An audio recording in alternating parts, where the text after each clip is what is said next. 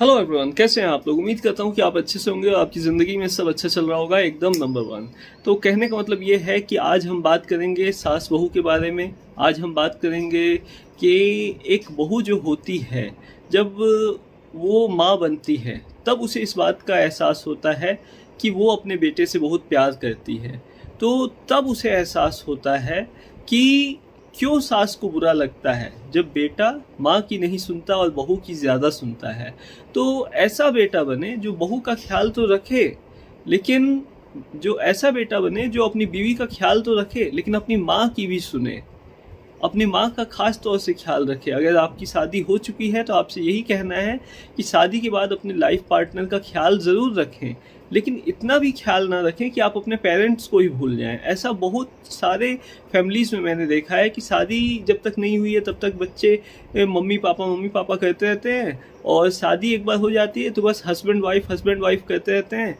तो कहने का मतलब ये है कि माँ बाप को एक तरह से भूल ही जाते हैं बच्चे। बहुत सारे लोग कॉर्पोरेट वर्ल्ड में होते हैं तो कह देते हैं कि जॉब में बिजी हैं, जबकि वो बाहर वीकेंड पे छुट्टी मनाने गए होते हैं। मम्मी पापा से मिलने का टाइम नहीं होता, लेकिन बाहर छुट्टी मनाने का और इंस्टाग्राम पे, यूट्यूब पे अपने वीडियोस डालने का टाइम होता है।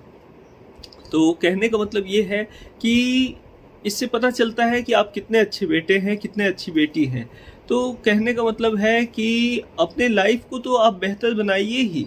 जहाँ घूमना है घूमिए, वीकेंड पे गेट अवे करना है कीजिए, बेशक कीजिए, लेकिन टाइम निकाल के थोड़ा अपने माँ बाप से भी मिल लीजिए। थोड़ा सा कुछ नहीं तो दिन में एक बार फ़ोन ही कर लीजिए उन्हें, उनका हाल चाल पूछ लीजिए, उनकी तबीयत पूछ लीजिए कि वो कैसे हैं, आज का उनका दिन कैसा रहा, ये पूछ सकते हैं। किसी से भी मैं बात करता हूँ तो ये सवाल ज़रूर पूछता हूँ कि आज का आपका दिन कैसा रहा। इससे सामने वाले को एहसास होता है कि हाँ, मैं उसकी केयर करता हूँ।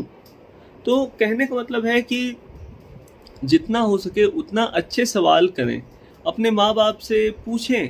आप जब छोटे थे आप एक ही बात को बार बार पूछते थे अपने माँ बाप से कि ये क्या है, ये क्या है, तो वो बार बार बताते थे कि हाँ ये चीज़ है, ये चीज़ है। वो कभी थकते नहीं थे। लेकिन जब आप बड़े हो गए और माँ बाप ने अगर पूछ लिया कि घर पे कौन आया है ज़रा देखो, तो कोई मेहमान आया होगा। लेकिन माँ बाप ने अगर दोबारा पूछ लिया कि कौन आया है तो आप झुंझला कर बोलते हैं कि अरे मेहमान ही तो आए हैं, आप लोग को क्या करना है जान करके, तो आप अपना आराम करो, ऐसे ही करके बच्चे बोल देते हैं। तो क्या ये सही है माँ बाप के साथ ये व्यवहार? जब आप छोटे थे आपसे कभी घबराए नहीं माँ बाप, आपसे कभी थके नहीं माँ बाप, आपको कुछ चीज़ सिखाने में A for apple, B for ball, C for cat, D for dog सिखाने में एक बार नहीं, 10 बार नहीं, 100 बार से ऊपर आपको सिखाए होंगे, तब आपको याद हुआ होगा वो सब चीज़। तो एक ही चीज़ को बार बार अगर आपको कभी सिखाया गया, तो अगर एक ही सवाल को 2 बार अगर माँ बाप ने पूछ लिया तो आप इतने जल्दी घबरा गए, इतने जल्दी थक गए? कैसे बेटे हैं आप, कैसी बेटी हैं आप? ज़रा सोचिए इस बात को। मैं आपको जागरूक करना चाहता हूँ, मैं आपको आपके दिल को झंझोड़ना चाहता हूँ, आपको यह एहसास दिलाना चाहता हूँ कि अपने माँ बाप से हमेशा अच्छे से पेश आए। मैंने बहुत सारे बच्चों को देखा है जो अपने माँ बाप की रिस्पेक्ट नहीं करते। माँ बाप अगर कुछ सवाल जवाब कर दें तो उनसे उल्टा सीधा बातचीत करना शुरू कर देते हैं। बहुत लोग को ऐसा भी देखा है जो पैसे तो बहुत कमा लेते हैं, लेकिन साल 2 साल हो जाता है लेकिन माँ बाप से मिलने के लिए अपने देश, अपने घर नहीं आते, ये कह के कि टिकट महंगे हैं। तो अगर आप फॉरेन कंट्री में रह रहे हैं, टिकट महंगा है, तो आप कमा भी तो ज़्यादा रहे हैं। तो क्या आप साल में एक बार अपने पेरेंट्स को देखने के लिए नहीं आ सकते? क्या अपने खर्चे थोड़ा सा कम नहीं कर सकते कि आप टिकट बुक कर सकें घर आने के लिए? अपने ही घर तो आना है, अपने ही देश तो आना है।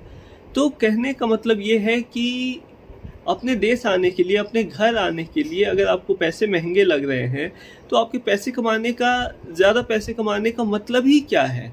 आप खुद को सक्सेसफुल कहते हैं एक तरफ कि आप सक्सेसफुल हैं लाइफ में, और दूसरी तरफ आपको टिकट के पैसे महंगे लग रहे हैं। तो ज़रा सोचिए इस बात को, क्या ये सही है ऐसा करना?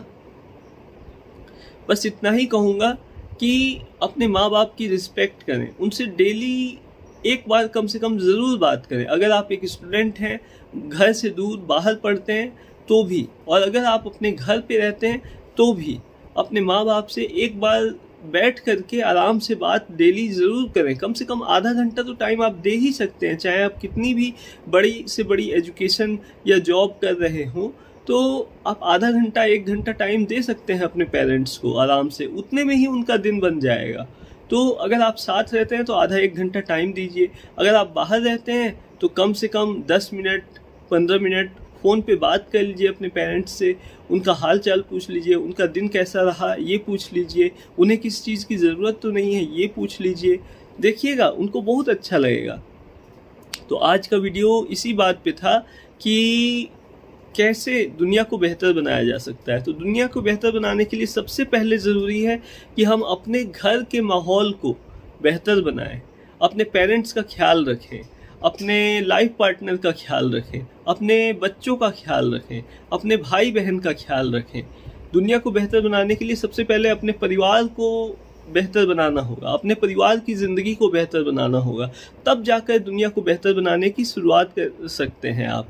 तो ऐसे कोशिश कीजिए, आपकी लाइफ में सब अच्छा हो जाएगा। चलता हूँ, फिर मिलेंगे नेक्स्ट वीडियो में। तब तक मेरा यूट्यूब चैनल ज़रूर सब्सक्राइब कर लीजिए और इस वीडियो को आगे फॉरवर्ड ज़रूर कर दीजिए।